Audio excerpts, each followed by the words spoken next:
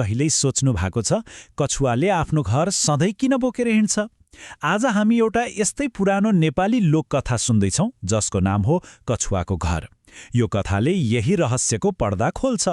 लौ त सुरु गरौँ है त यो रोचक कथा।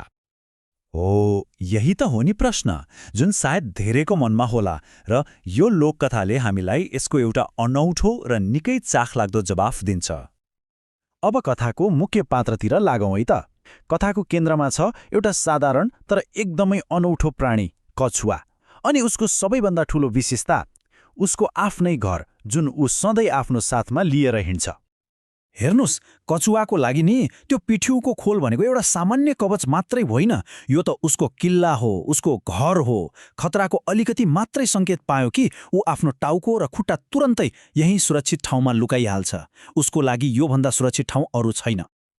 सोच्नुस् त, कति बलियो होला। कथामा त भनिन्छ यो यति बलियो छ कि यदि जङ्गलको सबैभन्दा शक्तिशाली प्राणी हात्तीले पनि यसलाई कुल्च्यो भने यो फुट्दैन। भनेपछि त साँच्चीकै एउटा किल्ला नै भयो नि, होइन त? तर हेर्नुस्, कछुवाको यो शान्त र सुरक्षित जीवन सधैँ यस्तै रहेन।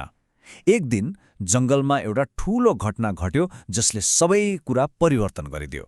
त्यो थियो वनदेवताको एउटा भव्य भोज।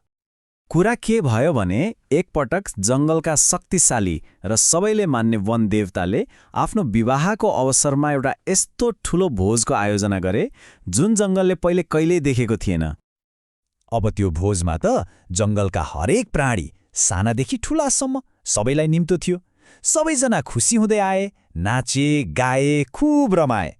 तर त्यो भिडमा एकजनाको भने कमी थियो जसले सबैको ध्यान खिच्यो।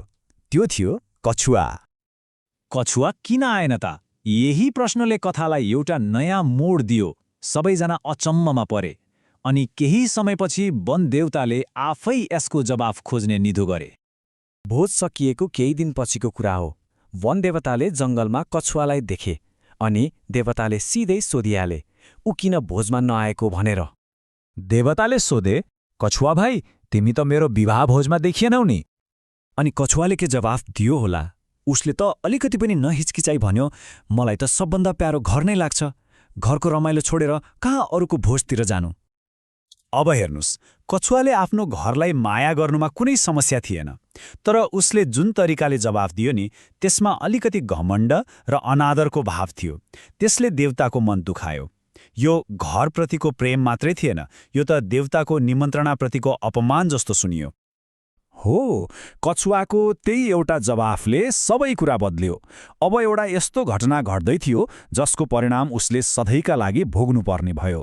देवताको रिस अब श्रापमा परिणत हुन लागेको थियो। कछुवाको यस्तो घमण्डी जवाफ सुनेपछि त वनदेवताको रिसको पारो चढिहाल्यो नि। उहाँको शान्त स्वभाव क्रोधको ज्वालामा बदलियो। अनि रिसले गर्जिँदै देवताले श्राप दिए, तिमीलाई आफ्नो घर यति धेरै प्यारो लाग्छ, होइन? त्यसो भए अबदेखि सधैँका लागि यही घरलाई आफ्नो पिठ्यौमा बोकेर हिँड्नु। अनि भनिन्छ त्यही श्रापले गर्दा कछुवाको भाग्य सधैँका लागि बदलियो। आजसम्म पनि उसले आफ्नो घर पिठ्यौमा बोकेर हिँड्छ। यो उसको घरप्रतिको प्रेम र एक क्षणको घमण्डको स्थायी प्रतीक बनेको छ। त्यसो भए यो साधारण देखिने कथाले हामीलाई हाम्रो बोली र शब्दको शक्तिबारे के सिकाउँछ त? कसरी एउटा सानो घमण्डले यति ठूलो र स्थायी परिणाम ल्याउन सक्छ? यही प्रश्नमाथि विचार गर्दै आजलाई यति नै। धन्यवाद।